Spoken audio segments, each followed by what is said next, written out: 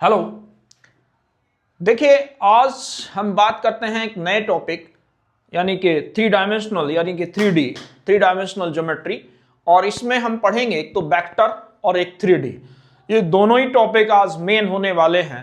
तो सबसे पहले हम बात करेंगे वेक्टर की। तो वेक्टर क्या होते हैं? हमने फिजिक्स के अंदर पढ़ा है कि हमारे पास दो टाइप की क्वांटिटी होती हैं, एक होती है वेक्टर क्वांटिटी, एक होती है स्केलर क्वांटिटी। तो अगर हम वेक्टर की बात कर रहे हैं तो देखिए, स्केलर क्वांटिटी क्या है? हमने पढ़ा है कि जिनके अंदर खाली मैग्नीट्यूड होता है और डायरेक्शन नहीं होती, उन्हें स्केलर क्वांटिटी कहते हैं। जैसे टाइम, एंगल्स। तो एंगल मेजर कर रहे हैं, डायरेक्शन की जरूरत नहीं है। टाइम है, डायरेक्शन की जरूरत नहीं है। डिस्टेंस है, डायरेक्शन की जरूरत नहीं है। तो ये सब क्या है? स्केलर क्वांटिटी है। अब हम बात करते हैं वेक्टर की। वेक्टर क्या होते हैं कि वो क्वांटिटी जिनमें डायरेक्शन के साथ साथ मैग्नीट्यूड या मैग्नीट्यूड के साथ साथ डायरेक्शन की भी रिक्वायरमेंट होती है, तो ऐसी क्वांटिटी वेक्टर क्वांटिटी कहलाती हैं। जैसे वेलोसिटी, ठीक है, हमें चलता है कि किस डायरेक्शन में कितना चलना है। दूसरी चीज हमारे पास डिस्प्लेसमेंट, कि हमें कब पता है कि किस तरीके की क्वांटिटी की रिक्वायरमेंट है। तो ये सब क्या है? हमारे पास वेक्टर क्वांटिटी है। अब जैसे मान लो हम आज जो मेन टॉपिक है हमारा वेक्टर्स है, इसमें कैसे करेंगे? जैसे मान लो हमने पूरा ये प्लेन है, इसे 3D यानी कि ये एक्स एक्सिस, ये वाई एक्सिस और ये जेड एक्सिस। मान लो ये कोई लाइन है या इसमें आर मान लिया, ठीक है। इसका यहां से एंगल मान लो हमारा कितना है? अल्फा। वाई के साथ एंगल हो गया बीटा और जेड के साथ एंगल हो गया गामा, ठीक है। तो हमारे पास जब इसकी बात करते हैं तो यहां पे एक एल होगा जिसे हम बोलते हैं direction cosine. L equal to क्या होगा? Cos alpha. M equal to क्या होगा? Cos beta. और एन इक्वल टू क्या होगा? कॉस गामा, ठीक है। और हमारे पास L square plus M square plus N square किसके इक्वल होगा? 1 का। इन्हें हम बोलते हैं डायरेक्शन कोसाइन। अब एक चीज और आती है, डायरेक्शन रेशियो। तो यानी कि हम डायरेक्शन रेशियो कैसे कैलकुलेट करते हैं? तो जैसे मान लो हमारे पास ये एक ए है और बी है, ठीक है। अब ए से बी तक मान लो इसके कोऑर्डिनेट A1, B1, C1 और इसके कोऑर्डिनेट हैं A2, B2 और C2, ठीक है। अभी बात करेंगे बाद में। तो यहां से अगर हम इनके डायरेक्शन रेशियो निकालते हैं तो डायरेक्शन रेशियो ऑफ AB, ठीक है, AB क्या होगा? A2 minus A1, B2 minus B1 और C2 माइनस C1। मान लो ये A है, ये B है और ये C है, ठीक है। तीन चीजें आ गई। अब अगर हमें L निकालना है, L इक्वल टू क्या होगा? A upon under root A square plus B square plus C square. M equal to होगा B upon under root A square plus B square plus C square. और n equal to होगा C upon under root A square plus B square plus C square. तो इस तरीके से हम क्या निकालते हैं? L M N। ये हमारी रिलेशनशिप है किसके अंदर? डायरेक्शन रेशियो के और डायरेक्शन कोसाइन के अंदर। और यहां पे आ जाता है L square plus M square plus N square equal to 1। अब देखिए, अगर वो कहता है, मान लो एक AB है और एक CD है, तो यहां पे if lines are parallel, lines are parallel हैं, तो अगर लाइंस पैरेलल हैं तब क्या होगा? A1 upon A2 equal to B1 upon B2 equal to C1 upon C2, या L1 upon L2 M1 upon N2 equal to N1 upon N2। ये होगा अगर लाइंस पैरेलल हैं। और अगर हमारे पास लाइन कैसी है? परपेंडिकुलर है। तो देखिए इफ लाइंस आर परपेंडिकुलर, अगर लाइंस परपेंडिकुलर हैं तो उस केस में क्या आएगा, M1 M2 A1 A2 plus B1 B2 plus C1 C2 equal to 0 और L1 L2 M1 M2 plus N1 N2 equal to कितना होगा, 0। ठीक है, तो इस तरीके से हमारे पास ये हुआ डायरेक्शन रेशियो और डायरेक्शन कोसाइन की बात। अब जैसे इन पर कुछ क्वेश्चंस होते हैं तो कैसे करते हैं, मेनली देखिए, जैसे हमारे पास एक्सरसाइज है, आज खाली हम डायरेक्शन रेशियो और डायरेक्शन कोसाइन की बात करेंगे। तो देखो जैसे इसमें पहला क्वेश्चन है,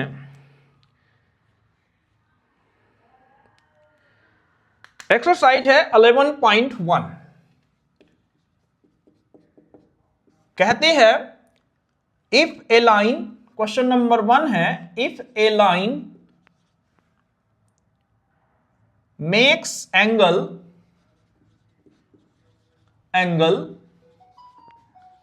कितना 90 डिग्री, 135 डिग्री और 45 degree with the x, y and z, with x, y and z axis respectively, axis respectively।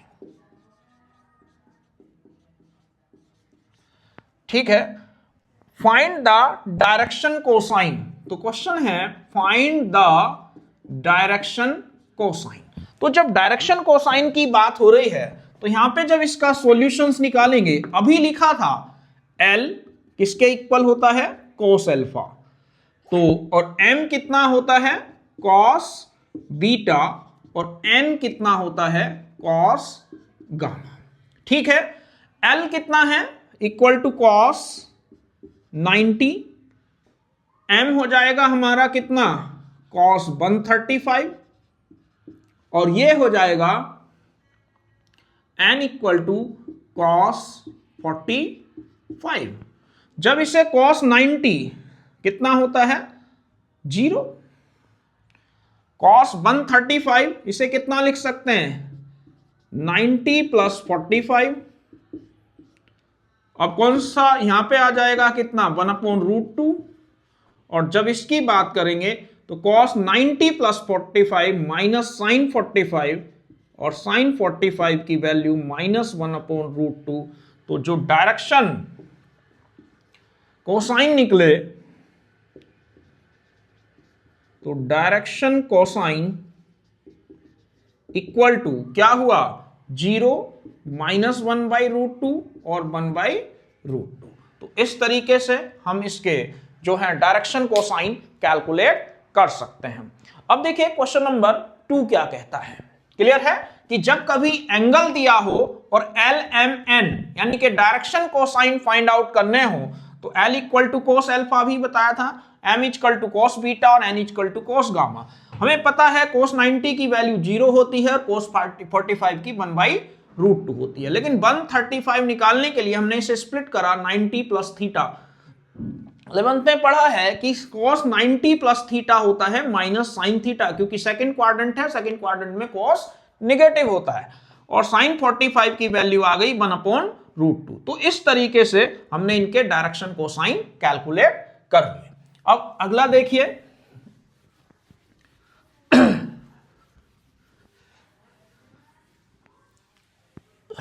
Question number 2। तो क्वेश्चन नंबर 2 कहता है if the direction cosine of A line makes equal angle, if ये है find the direction cosine cosine of A line which makes equal angle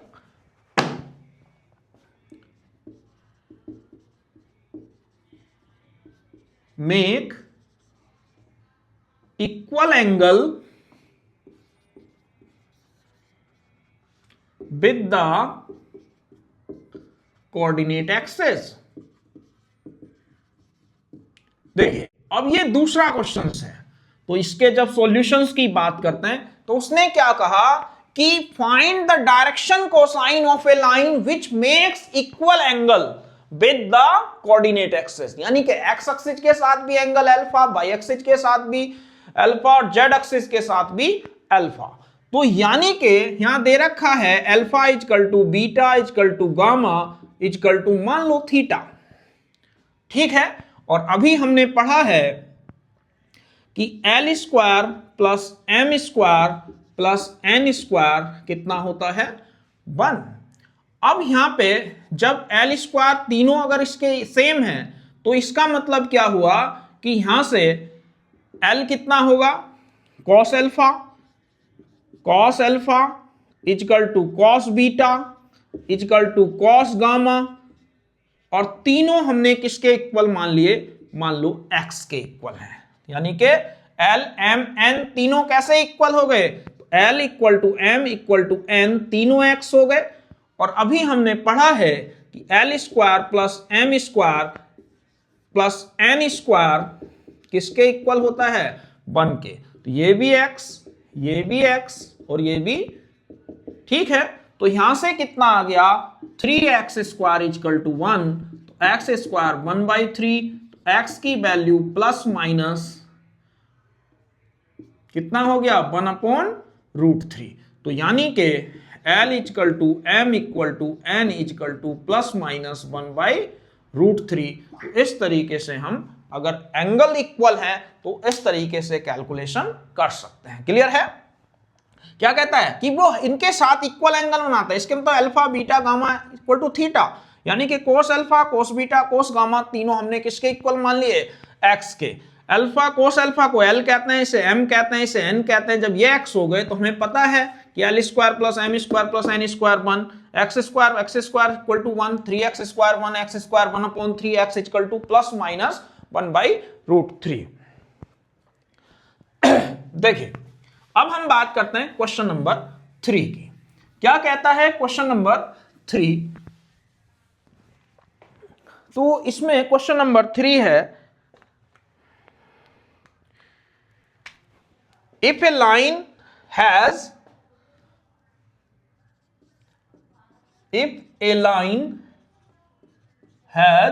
direction ratio कितने -18 12 और -4, ठीक है। Then what are the direction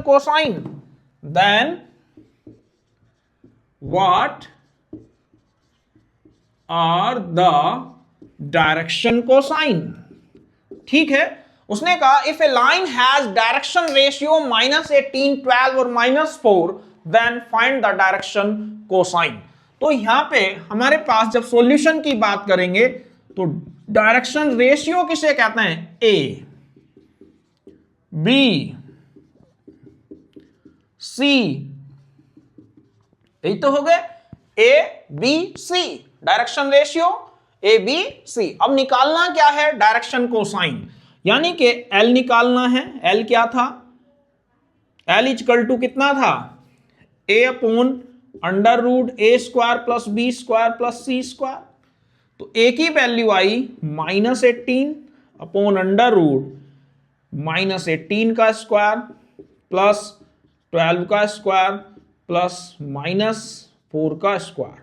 तो कितना हो गया 18 का स्क्वायर कितना हुआ 324, 12 का स्क्वायर 144 और 4 का स्क्वायर 16।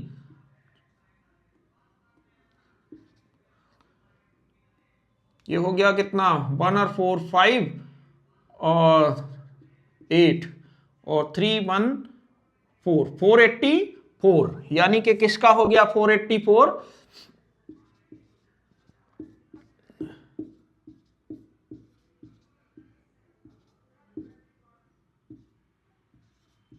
22। तो ये आ गया -18/22, और तो ये आ जाएगा 9/11।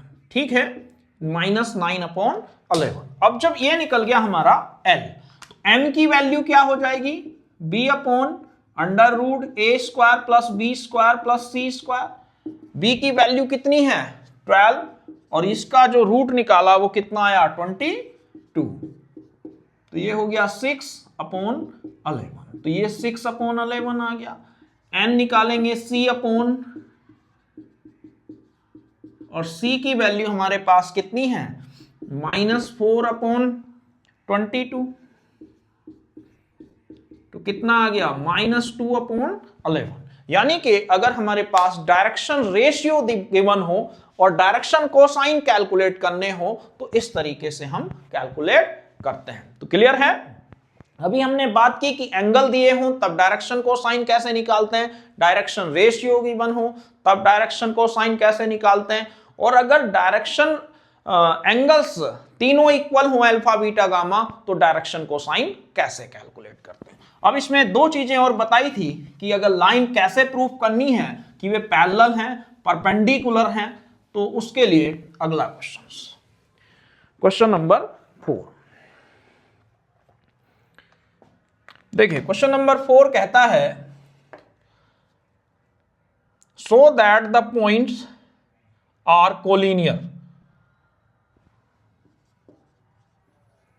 so that the points are, points कौन कौन से हैं 2 3 4, 2 3 4, और कितना है -1 -2 और 1, तीसरा है 5 8 7 और कोलिनियर।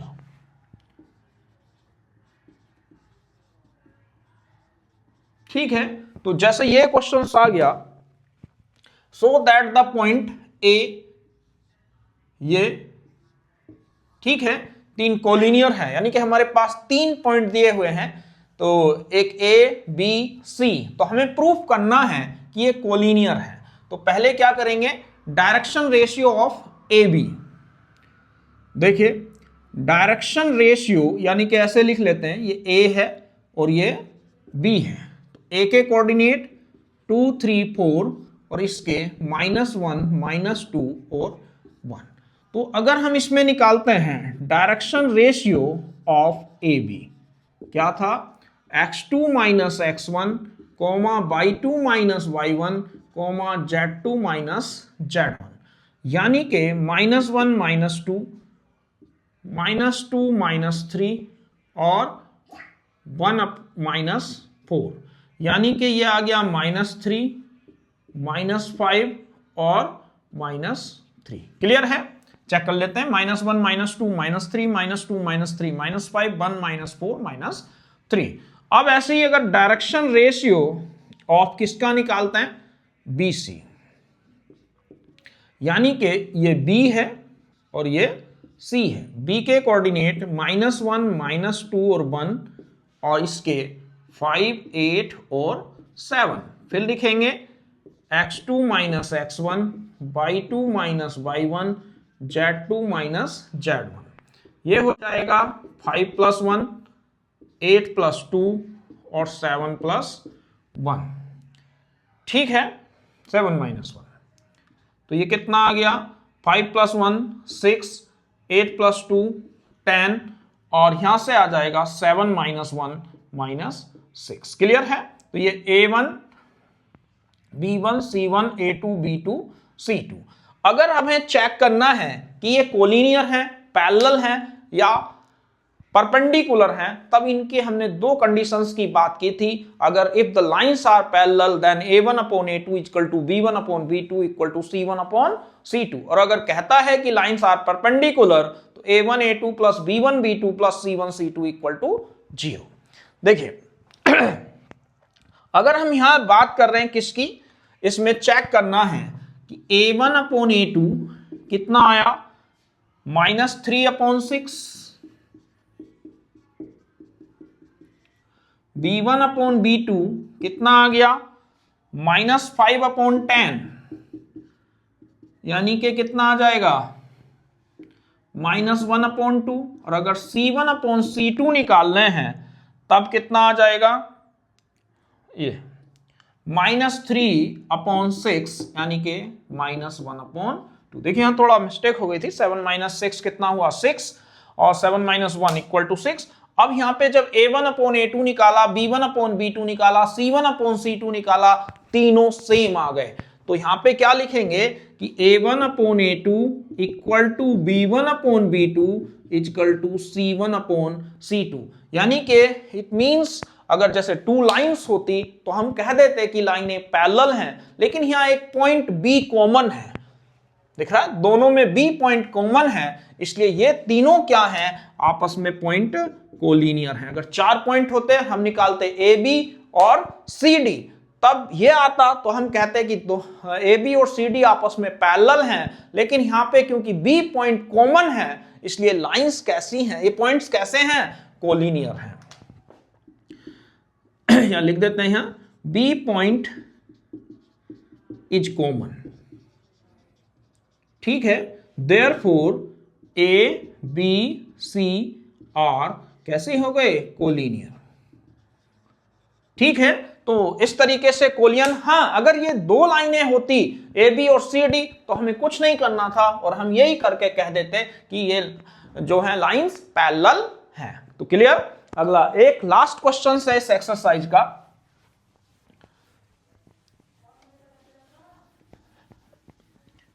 तो ये है क्वेश्चन नंबर 5। क्या कहता है देखिए,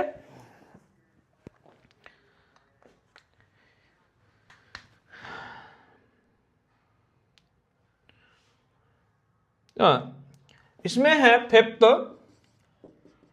find the direction cosine of the side of the triangle whose vertices are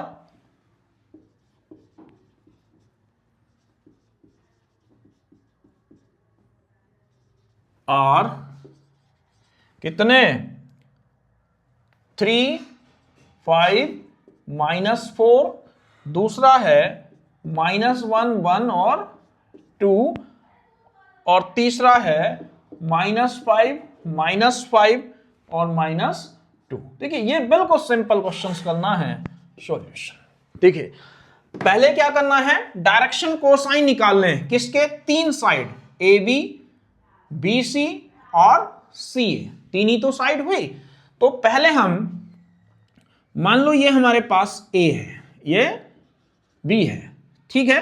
अगर हम ऐसे ले रहे हैं, ये ट्रायंगल है, ये A, ये B, ये C।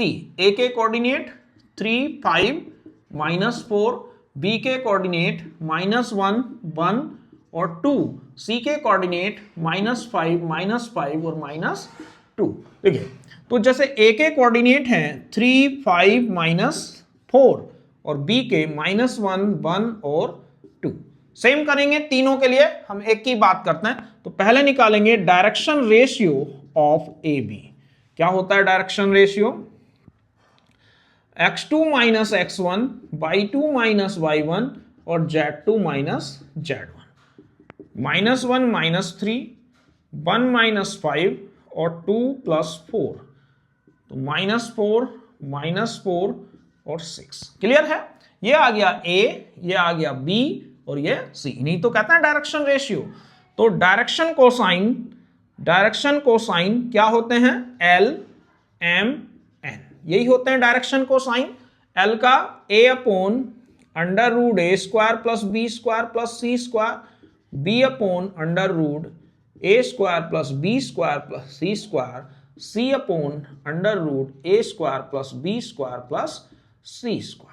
ठीक है, तो यहां पे A की वैल्यू रख देंगे कितनी आएगी, -4 अपॉन अंडर रूट 4 का square 16 plus 36, comma B -4 upon under root 16 plus 36, comma C 6 upon कितना हो गया, अंडर रूट 16 प्लस 36। अगर इसे सोल्व करते हैं तो कितना आ जाएगा, -4 अपॉन 18 और ये हो गया